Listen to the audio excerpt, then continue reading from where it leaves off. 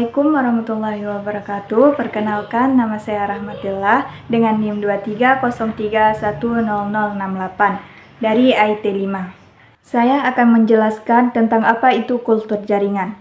Kultur jaringan adalah teknik perbanyakan tanaman secara vegetatif yang dilakukan dengan menumbuhkan bagian tanaman seperti sel, jaringan, atau organ, misalnya tunas, daun, dan akar, dalam media steril dan kondisi lingkungan yang terkendali.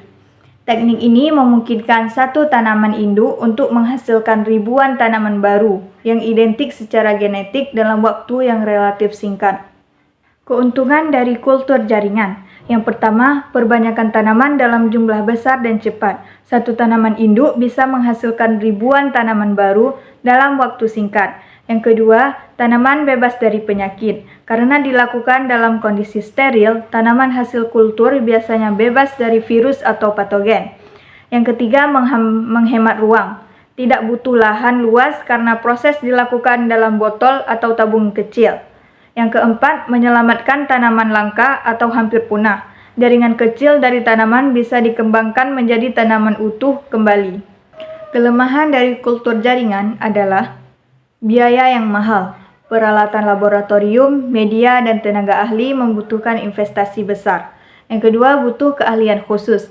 Teknik ini tidak bisa dilakukan sembarangan, harus ada pelatihan atau pendidikan. Yang ketiga, rentan kontaminasi. Jika prosedur steril tidak dilakukan dengan benar, jaringan mudah terinfeksi jamur atau bakteri. Proses perbanyakan tanaman kultur jaringan, yaitu dengan cara yang pertama, inisiasi, bertujuan untuk mengambil bagian tanaman seperti tunas, daun, akar, ataupun kuncup. Yang kedua, sterilisasi, bertujuan untuk menghilangkan mikroorganisme dari eksplan. Yang ketiga, penanaman di media kultur, bertujuan untuk menumbuhkan eksplan menjadi jaringan yang baru. Yang keempat, multiplikasi atau perbanyakan, bertujuan untuk menggandakan tunas jaringan tanaman. Yang kelima, aklimatasi, bertujuan untuk menyesuaikan tanaman dengan lingkungan yang baru. Jurnal yang saya ambil adalah pengaruh pemilihan eksplan dan varietas terhadap induk sikalus tanaman tebu, Satcharum officinarum L. Permasalahan yang terjadi dalam penelitian ini adalah terjadinya kontaminasi.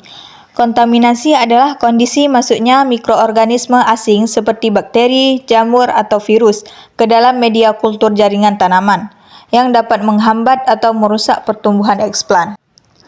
Tabel 2 di atas menunjukkan data rata-rata persentase kontaminasi yang telah dilakukan uji beda nyata terkecil BNT 5%. Pada tabel diketahui bahwa rata-rata persentase kontaminasi tertinggi diperoleh perlakuan potongan eksplan ketiga E2 yaitu 27,767%, tidak berbeda nyata dengan perlakuan potongan eksplan ke-1 E1 dan berbeda nyata dengan perlakuan bagian eksplan E yang lain. Sedangkan rata-rata kontaminasi terendah didapatkan oleh potongan eksplan ke-11 E6 yaitu sebesar 8,35%, tidak berbeda nyata dengan perlakuan E5, E4, dan E3. Pada tabel 2 diketahui bahwa rata-rata persentase kontaminasi tertinggi diperoleh varietas PSDK 923 V3 dengan nilai 22,217%, tidak berbeda nyata dengan varietas NX01 V1 dan berbeda nyata dengan varietas Canning V2. Data paling rendah adalah varietas Canning dengan rata-rata persentase kontaminasi sebesar 8,35%.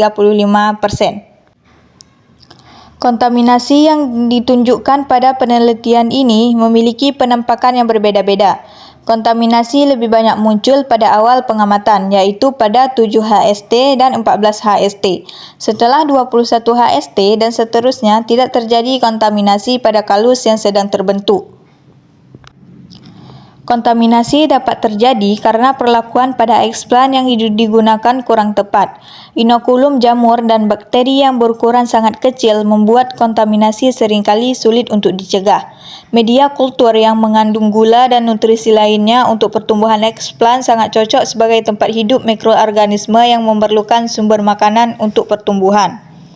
sehingga sedikit saja inokulum jamur yang ikut masuk dalam media kultur pada saat inisiasi ataupun sterilisasi, maka akan dengan mudah untuk tumbuh dan berkembang dalam botol kultur selama masa inkubasi.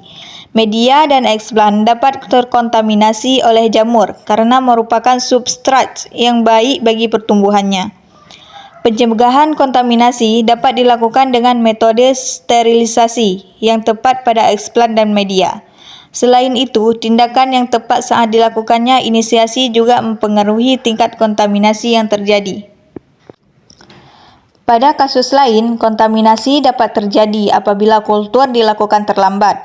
Subkultur pada waktu yang tepat dilakukan untuk menghindari kontaminasi dan kematian sel pada kalus yang telah berproliferasi. Pada penelitian ini, subkultur dilakukan pada pengamatan terakhir yaitu 35 HST. Waktu tersebut sangat tepat untuk subkultur kalus tebu karena kalus tebu belum mengalami penurunan kecepatan pertumbuhan.